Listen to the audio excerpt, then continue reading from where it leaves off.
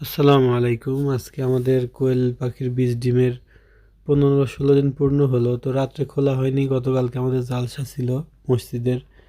তো সকালে চেক করতে আসছি, দেখি হঠাৎ শব্দ হচ্ছে, এসে দেখি অনেকগুলা বাচ্চা আলহামদুলিল্লাহ ফুটতেছে। দেখুন, কিছু কিছু ডিম ফাটতেছে আর কিছু কিছু বের হয়েছে অনেকগুলা। এটা দুপুরবেলা দুপুরবেলা সকাল থেকে কাজ করে দুপুরবেলা যা দেখি অনেকগুলো বের হইতেছে। মাশাআল্লাহ, আলহামদুলিল্লাহ। তো আপনারা যারা বীজ ডিম বা কোয়েল পাখি জিরো বাচ্চা নিতে চান, আমাদের সাথে যোগাযোগ করতে পারেন ইনশাল্লাহ। কমেন্ট বক্সে কমেন্ট করতে পারেন। যদি কেউ বীজ ডিম, আমরা হোম ডেলিভারি দিয়ে থাকি।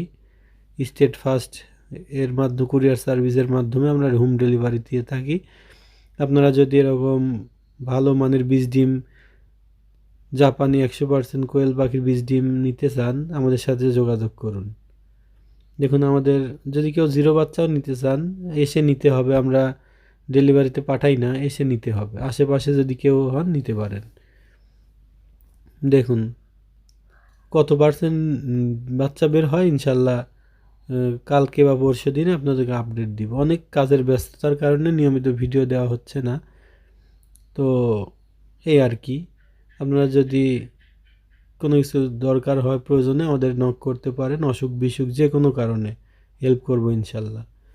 আর আমাদের ব্রয়লারের আপডেট দেখুন। ব্রয়লার আজকে একটা ওজন দিয়েছিলাম 560 গ্রাম, গড়ে 500 গ্রাম করে হয়ে গেছে। 13-14 দিন হয়ে গেল।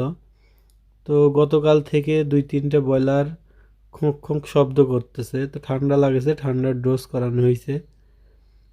অলরেডি ঠান্ডার ডোজ চলতেছে।